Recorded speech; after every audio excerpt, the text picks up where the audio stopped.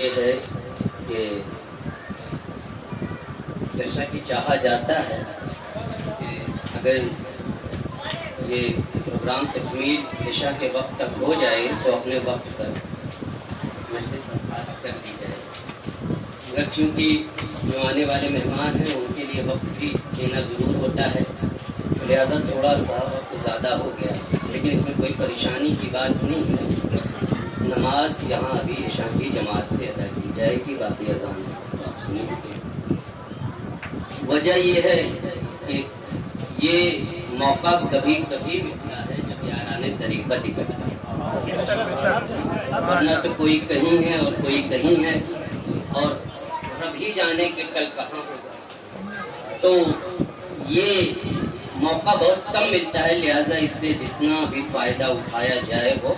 کم ہے۔ آج میں چاہتا ہوں کہ کوئی منظم طور پر ایک بیان نہ کیا جائے، بلکہ جو میرے ذہن میں آتا رہے گا اور جب تک آتا رہے گا تب تک آپ کو سناتا رہوں گا۔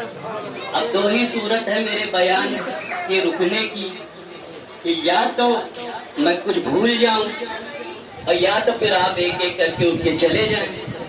اور ایک ہی آدمی بیٹھا رہے، تو پھر میں کہوں کہ کتنا باسلیقہ انسان ہے، محبت انسان ہے، کتنا پیار کرتا ہے، مجھ سے بیٹھا ہے، وہ کہ حضرت میری دری چھوڑے تو میں بھی جاؤں۔ لیکن اگر عام مجلس ہوتی تو مجھے اس بات پر شاید یقین بھی ہو جاتا، مگر یہ وہ مجلس ہے کہ یہ ان کی دیوانی ہے کہ جنہیں کرب و بلا میں جلتی جلتی دھوپ میں جو تلوار سے نہ ڈرے وہ اب کسی کی بات سے کیا ڈریں گے۔ اس لیے مجھے یہ یقین ہے اگر صرف بھیڑ ہوتی تو چھڑ جاتی، یہ مجمع عشاق ہے، اسے متفرق نہیں ہونا، اسے ہٹنا نہیں۔ تو سیدہ فاطمۃ الزہرا سلام اللہ تعالیٰ علیہا کی بارگاہ میں چند اشعار جو میرے ذہن میں گردش کرتے ہیں، اور وہ اس لیے کرتے ہیں کہ وہ سیدہ ہیں کہ جو تمام سیدوں کی دادی ہے۔ سب سے پہلے میں اپنی ہی دادی جان کی بارگاہ میں منقبت پیش کرتا ہوں، اور یہ اس کی کہی ہوئی منقبت ہے جسے راہ شاعری میں اپنا استاد تسلیم۔ حالانکہ یہ بھی اتفاق ہے کہ ظاہری طور پر میری اس سے کوئی ملاقات نہیں، لیکن یہ اللہ کا احسان ہے کہ پھر بھی میں نے اس کو اپنا استاد تسلیم کر لیا ہے، یعنی پیر نصیر الدین نصیر۔ تو وہ فرماتے ہیں کہ ہو نہیں سکتی رقم بنتے شہ بجبا کی شان، ہو نہیں سکتی رقم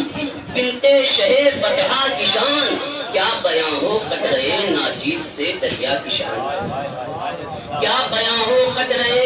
ناچیز سے دریا کی شان، ایک ذرہ کب احاطہ کر سکے خورشید کا، ایک ذرہ کب احاطہ کر سکے خورشید کا، ایک ادنا کب سمجھ سکتا ہے ایک اعلیٰ کی شان، ایک ادنا کب سمجھ سکتا ہے ایک اعلیٰ کی شان، وہ تو تیرے ماہ پاروں نے لگائے چار چاند، وہ تو تیرے ماہ پاروں نے لگائے چار چاند، ورنہ کیا کربل کے تپتے ہوئے صحرا کی شان، ورنہ کیا کربل کے تپتے ہوئے صحرا کی شان، اور آج تک ہے سر بسجدہ ہر جبین ساجدین، آج تک ہے سر بسجدہ ہر جبین ساجدین، دیکھ کر تیرے فکر کے سجدہ اولا کی شان، دیکھ کر تیرے فکر کے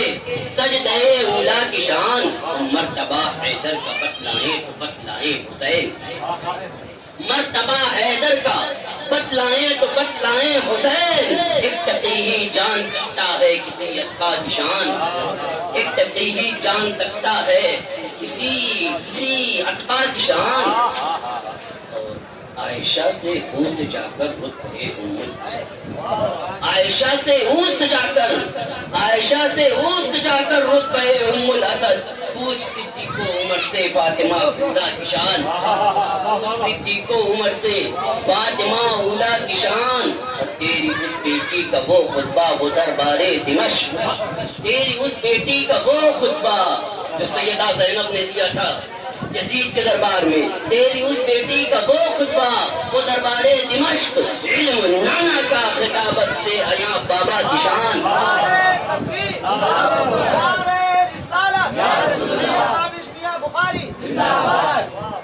علم نانا کا خطابت سے عیاں بابا کی شان، آج تک ہے سر بسجدہ جبین سامدین۔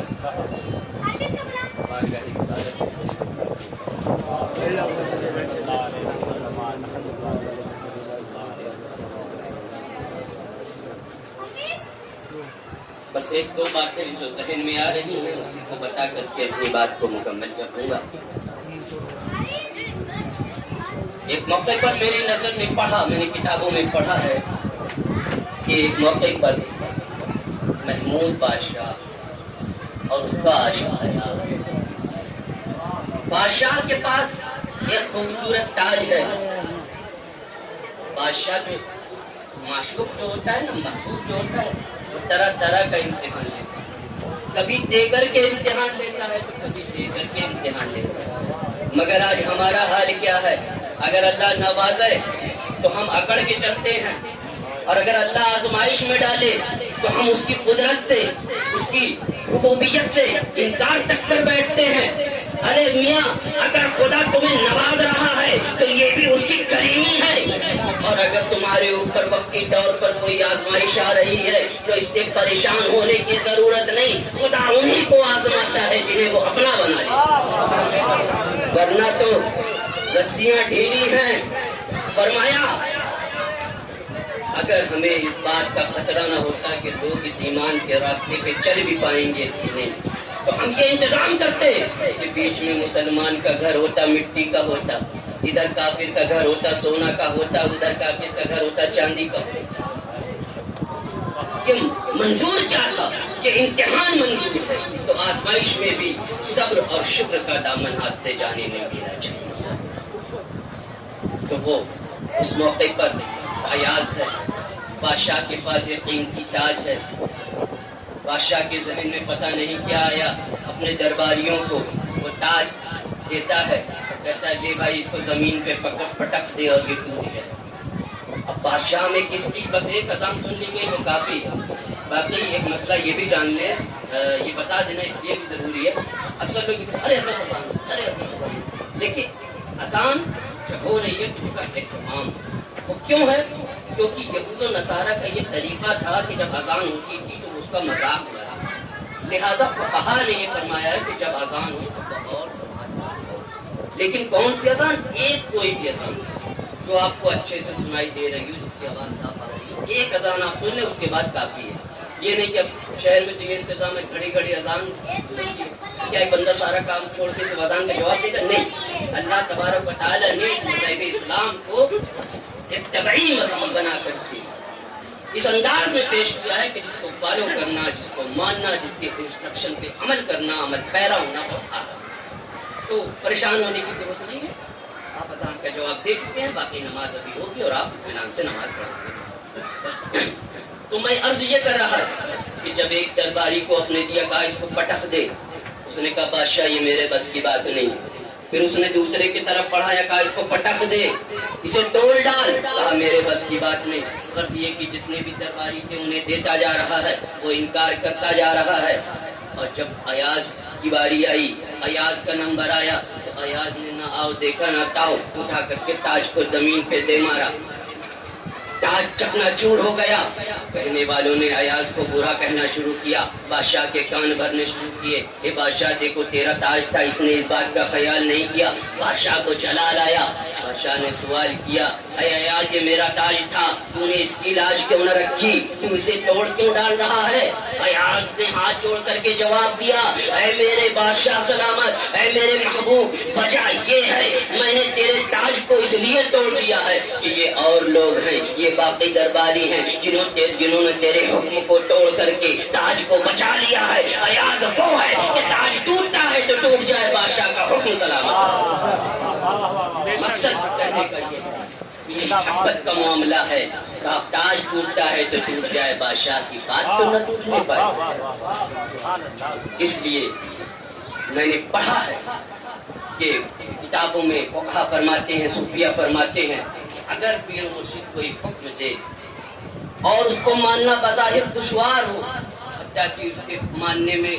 ذہن کو کوئی آر بھی محسوس ہو رہا ہو اور ذہن میں کراہیت بھی محسوس ہو رہی ہو، پھر بھی اس پر عمل پیرا ہو۔ وجہ یہ ہے کہ تیری نظر وہ دیکھتی ہے جو ظاہری نظر دیکھتی ہے، مگر تیرے پیر کی نظر وہ دیکھ رہی ہے، تیرے رہبر کی نظر وہ دیکھ رہی ہے جو روحانی نظریں دیکھنا چاہتی ہیں اور دیکھتی ہیں۔ یقیناً جسم کا دائرہ روح کے دائرے سے کم تر ہے۔ اس موقع پر میں آپ کو بتاؤں، ہر انسان کو اللہ رب العزت نے 3 صلاحیتیں سے 3 قوتیں سے بنایا۔ ہر انسان کو اللہ رب العزت نے 3 قوتیں 3 قوا عطا کیے ہیں۔ ایک وہ جو آپ کی جسمانی قوت، اس کی کا ایک حد ہے، اس کا ایک دائرہ ہے، اس کا ایک لمیٹیشن ہے۔ جب وہ حد اپنے کو پہنچ جائے گی تو وہ دائرہ اس کو کراس کرے گی، وہ قوت ختم ہو۔ مثال دے کر کے بات کو سمجھاؤں تو بات آسانی سمجھ آئے گی۔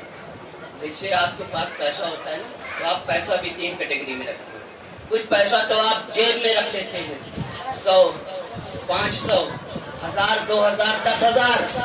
جتنی جس کی حیثیت ہے اتنا پیسہ وہ جیب میں رکھتے ہیں۔ مگر جیب میں رکھنے کے بعد کچھ پیسہ ایسا ہوتا ہے جو گھر میں رہتا ہے، اور اس کی جو مقدار ہوتی ہے وہ اس جیب میں رکھے گئے پیسے سے کچھ زیادہ ہوتی ہے۔ زیادہ پیسہ گھر میں رکھتا ہے، لیکن اس کی بھی ایک لمیٹیشن ہے، اس کی بھی ایک مقدار ہے۔ اس سے زیادہ پیسہ آپ کہاں رکھتے ہو؟ بینک میں۔ اسی طرح 3 قوتیں انسان کے پاس ہیں۔ ایک وہ جسے قوت جسمانی کہتے ہیں، جس کو ہر انسان کو عطا کیا گیا، اور ہر انسان کافر ہو کہ مومن ہو، فاسق ہو کہ فاجر ہو کہ ولی ہو کہ عامل ہو کہ کامل ہو، کوئی بھی انسان ہو، مرد ہو کہ عورت ہو، بچہ ہو کہ بوڑھا ہو کہ جوان ہو، کسی بھی مسلک کا ماننے والا ہو، کسی بھی مسلک کو ماننے والا ہو، کسی بھی مشرب کو فالو کرنے والا ہو، یہ انسانی قوتیں یہ ہر ایک انسان کو عطا کی گئی ہے، مگر اس کی ایک لمیٹیشن ہے، یعنی ہاتھ کی قوت۔ اب دیکھو، ہر انسان کے ہاتھ کی قوتیں الگ الگ ہوتی ہیں۔ کوئی 5 کلو کا وزن اٹھاتا ہے، کوئی 10 کلو کا، کوئی 50 کلو کا بھی وزن اٹھا سکتا ہے، لیکن بہرحال ہاتھ کی قوت کو ایک دن فنا ہوتا ہے۔ یہ قوت جسمانی ہے۔ جب کوئی انسان اللہ کی راہ میں اس قوت کو صرف کرتا ہے، خرچ کرتا ہے، مجاہدہ کرتا ہے، مراقبہ کرتا ہے، عبادات کرتا ہے، ریاضات کرتا ہے، اس کی یہ قوت دھیرے دھیرے کم ہونے لگتی ہے، حتیٰ کہ ایک وقت ایسا آتا ہے کہ جسمانی قوتیں جواب دے جاتی ہیں، ختم ہو جاتی ہیں۔ لیکن جب انسان کی یہ جسمانی قوت ختم ہو جاتی ہے تو اس کا وجود ختم نہیں ہوتا، بلکہ یہاں سے ایک نئی قوت کی ابتدا ہوتی ہے۔ میں نے مثال دیا تھا پیسے کی، کیونکہ اس کی بھاشا بڑی آسان ہوتی ہے اور بڑی ہی سمجھ والی ہوتی ہے۔ جب آپ جیب میں 500 روپے لے کر کے نکلتے ہو، اگر آپ نے 5 روپے کا کوئی سامان خریدا، 495 روپے بچا ہوا ہے، آپ گھر کا رخ نہیں کرو، 100 ختم ہو گیا، 200 ختم ہو گیا، 300، 400، 450، 499۔ اب جب 499 روپے آپ نے خرچ دیے تو اب آپ کو گھر کا خیال آئے گا، چلو اس مال کو نکالے جو میرے جیب میں نہیں میرے گھر میں ہے۔ جب یہ جسمانی قوتیں ختم ہونے لگتی ہیں تو اب اس قوت کا نمبر آتا ہے، اب اس قوت کی باری آتی ہے جسے قوت روحانی کہتے ہیں۔ مثال کے طور پر آپ نے عبادت کے لیے، نفل نمازوں کے لیے آپ کھڑے ہوئے، آپ نے نوافل ادا کیا، اب نوافل ادا کرتے کرتے پاؤں آپ کے تھک گئے، پاؤں کی قوتیں جواب دے گئی، رات کا دوسرا پہر ہو گیا، 2 بج گئے رات کے، پاؤں کی قوتیں جواب دے گئی، شیطان کا حملہ بھی برابر بدستور جاری ہے، اس نے کہا چلو میاں لیٹ کے سو جاؤ۔ اب اگر یہیں پر آپ بستر کا رخ کرتے ہیں تو یہ قوت جتنی ہے اتنی ہی رہے گی، اگلے دن پھر یہی قوت اتنی ہی ملے گی۔ لیکن جب آپ نے شیطان کو لاہور پڑھ کر کے، جھٹک کر کے پھر عبادت میں مشغول ہو گئے تو اب یہ جسمانی قوت تو ختم ہو گئی تھی، اب یہاں سے روحانی قوت کی ابتدا۔ اب جو آپ کے پیر میں روح موجود ہے، جو آپ کے آنکھوں میں روح موجود ہے، جو آپ کے کانوں میں، زبان میں روح موجود ہے، غرض یہ کہ جو آپ کے سارے جسم میں روح موجود ہے، اس کی قوتیں صرف ہونے لگی اور وہ قوتیں کام آنے لگی۔ مگر جس طرح میں نے بتایا ابھی مثال میں کہ گھر میں رکھا ہوا پیسہ بھی ایک وقت ختم ہو جاتا ہے، اس وقت آپ کو کس کی یاد آتی ہے؟ اس وقت آپ کو بینک کے اکاؤنٹ کی یاد آتی ہے، چلو بینک اکاؤنٹ سے کچھ پیسہ لے لیا جائے، اس میں آپ گھر سے زیادہ پیسہ رکھتے ہیں۔ یعنی یہ روحانی قوتیں بھی، ان کی بھی ایک لمٹ ہے، انہیں بھی ایک دن فنا ہو جانا ہے۔ ہاں مگر یہ ہے کہ اس کی قوتیں دنیاوی قوتوں سے، جسمانی قوتوں سے کہیں زیادہ ہوتی ہیں، مگر جب یہ قوتیں ختم ہونے کے کگار پہ آئیں اور یہ جب یہ قوتیں ختم ہونے لگی تو اب انسان کا وجود ختم نہیں ہوتا، بلکہ انسان متوجہ کے ساتھ تیسری قوت کی طرف ہو جاتا ہے۔ وہ تیسری قوت، پہلی قوت جس کا نام قوت جسمانی ہے، دوسری قوت جس کا نام قوت روحانی ہے، تیسری قوت جس کا نام قوت رحمانی ہے، یہ لازوال قوت ہے۔ نعرہ تکبیر، نعرہ رسالت، نعرہ رسالت، حسین حمیدی زندہ باد، حسین حمیدی زندہ باد، ڈاکٹر سید وحید عالم المعروف تابشی بخاری زندہ باد، نعرہ تکبیر، نعرہ رسالت۔ جب انسان کی جسمانی قوتیں جواب دے دیتی ہیں پھر بھی وہ عبادتوں میں مشغول رہتا ہے تو اس کے بعد اس کا نمبر آتا ہے، روحانی قوتیں خرچ ہونے لگتی ہیں، روحانی قوتیں صرف ہونے لگتی ہیں۔ اگر اسی پہ بس ہو جائے تو اس کا دائرہ صرف مومنین تک رہ جاتا ہے۔ لیکن جب انسان اس خوف کو درکنار کر کے اور آگے عبادت میں مشغول ہوتا جاتا ہے تو اب قوت رحمانی اس کے ساتھ آ جاتی ہے، اور قوت رحمانی کہتی ہے اے بندے میں لازوال ہوں، مجھ کو فنا نہیں، اب تو میری قوتوں کے ساتھ زندہ رہے گا، اب تیری ذات کو بھی فنا نہیں ہوگا۔ یہ جو عام قوتیں ہیں یہ ہر انسان کو، ہر مومن کو، ہر فاسق کو، ہر کافر کو، ہر مشرک کو، ہر انسان کو عطا کی گئی، مگر قوت رحمانی یہ صرف مومنین کو عطا کی گئی، یا مومنین کو یا پھر جو بہت نچلے درجے کے اولیاء ہیں۔ مگر جب اس کے آگے بھی بندہ کمالات حاصل کر لیتا ہے تو وہ قوت رحمانی کے ساتھ زندہ رہتا ہے۔ یہ قوت رحمانی یہ اولیاء اللہ، یہ ان اولیاء اللہ کو عطا کی گئی ہے جو اعلیٰ درجہ کے اولیاء کاملین ہے، یا پھر انبیاء علیہ السلام، یہ ان کی قوت ہے۔ سرکار غوث اعظم کا مثال دے کر کے اپنی بات کو آگے بڑھاتا ہوں۔ سرکار غوث اعظم نے جب اپنی جسمانی توانائی کے ساتھ عبادت شروع کی، ریاضت شروع کی، واقعات سب آپ نے پڑھے۔ شیطان موقع سے پہنچ کر بیٹھانے کی کوشش کرتا، مگر جب آپ کے اوپر اس کے کسی وار کا اثر نہ ہوا تو آپ اس جسمانی قوت سے آگے بڑھ کر کے قوت روحانی تک پہنچ، اور آپ اس قوت روحانی سے عبادت فرماتے رہے۔ لیکن جب اس کے بھی آگے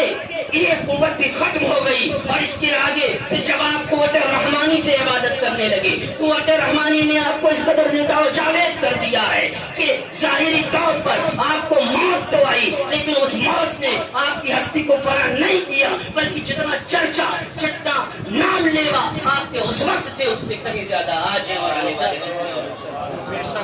اور یہ میں ایسے ہی نہیں بولتا کہ میں اپنی عقل سے بول رہا ہوں تو اب کوئی کہہ دے کہ میاں آپ یہاں غلط بات کر رہے ہیں۔ یہ میں قرآن مقدسہ کی تفسیر پیش کر رہا ہوں۔ رب تعالیٰ ارشاد فرماتا ہے کہ جب کوئی بندہ میرے طرف متوجہ ہو جاتا ہے تو ہم اس کو چند انعامات سے نوازتے۔ ایک انعام تو یہ ہے کہ ہم اس کو دنیا و آخرت میں سلامتی عطا کر دیتے ہیں،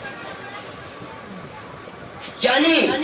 دنیاوی انعام تو ہم یہ دیتے ہیں کہ وہ جب تک زندہ رہتا ہے لوگ اس کی طرف متوجہ ہوتے ہیں، لوگ اس کی طرف کھینچے چلے آتے ہیں، اور اس کو یہ بھی انعام دیتے ہیں کہ جب اس کا وقت آخر ہوتا ہے تو ہم رحمت کے فرشتوں کے ذریعے اسے اپنے پاس بلاتے ہیں۔